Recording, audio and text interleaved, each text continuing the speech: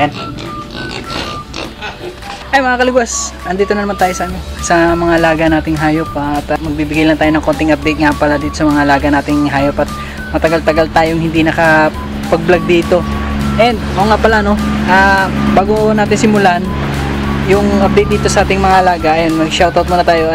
Unang-una, shoutout nga pala dun sa nakabili ng aking baboy. Ayan, papakita sa inyo. Ayan, nabili na nga pala yung ano natin, yung isang alaga nating native. So makita nyo, wala na siya doon sa sulok. Sinama na rin natin yung tali na nakalagay sa kanya. O, ayun, nabili na yung alaga nating baboy. So ayun, nga pala no, isa pa nga pala, binenta ko na nga pala yung baboy natin ng ng live weight. So yung live weight dito sa native 130 pesos lang per kilo. So ayun, inabot siya ng 6,500 dun sa pagkakabenta ko dun sa sa live weight. Ay, sa live weight sa native ko na baboy. Ayun, so yung update naman natin dito sa mga bacon, okay naman na siya.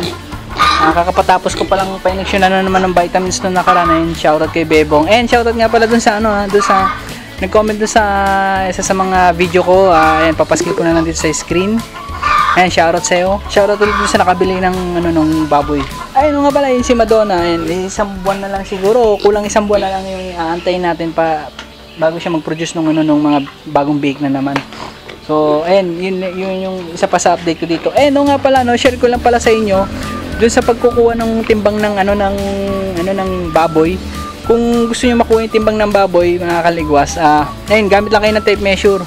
Tapos, makuha niyo yung bilog tsaka yung haba. Ayun, tapos may ipopost ako dito na website na kung saan nyo ilalagay yung mga yon, yung makukuha yung impormasyon doon sa baboy ninyo. Pagka-type nyo doon, note pala, take note, inches nyo kunin yung, by inches nyo kunin yung sukat ng baboy nyo, yung haba tsaka yung bilog niya. Pag nakuha nyo yun, ayun, tatype nyo doon sa ilalagay ko dito na website dito sa screen. Yan, set nyo lang by inches. Pag naset nyo lang by inches, ilagay nyo na yung information. Pagka na-type nyo na yung information doon, makikita nyo na kung ilang kilo na yung baboy nyo. Pag nakita nyo na meron nakalagay doon carcass tsaka live weight. So yung carcass yung wala ng laman, tapos yung live weight naman yung ayun nga, yung kasama buo pati yung laman loob. So sa live weight nyo, pagka nakuha nyo na yung live weight kilo, and mag-less lang kayo lagi ng 4 kilos. Ayun, yun yung isa sa may share ko sa inyo ngayong araw na to dito, at dito na rin sa video na to para makatulong sa inyo. Subukan nyo muna, tapos ipakilo nyo rin yung baboy nyo. Actually, ko na dito, subukan ko na dito sa dalawang baboy ko. Yung unang native na nabenta ko, 65 kilos, naging 61 na lang, so less 4 kilos.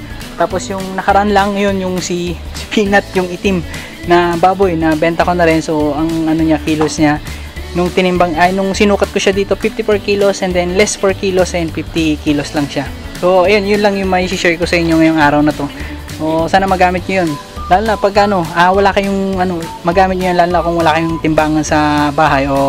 Pero maganda, subukan nyo muna sa magsukat, tapos pagka nasukat nyo na, gamitin nyo yung website na yon, doon nyo ilagay.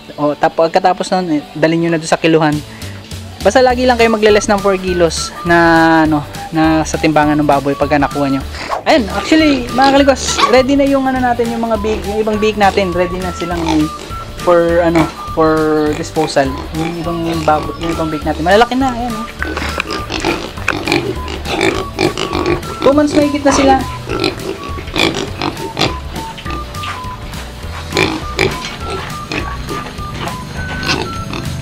And si Madonna.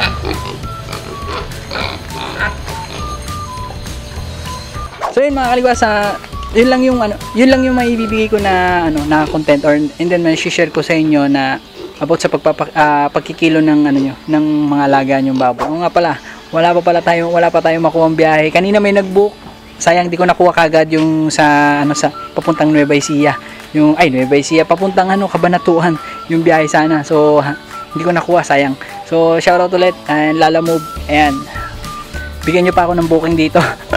So ayun mga kaligwas, thank you at see you in my next vlog. Bye bye sa inyo. And kung nga pala kung di ka pa nakasubscribe nga pala sa akin channel, i-click mo na yung subscribe button and notification bell para notified ka sa lahat ng videos and vlog na i-upload ko dito sa akin channel. And pahingi na rin ako isang thumbs up dito sa video na to. So thank you, see you in my next vlog. Bye bye and God bless sa inyo lahat.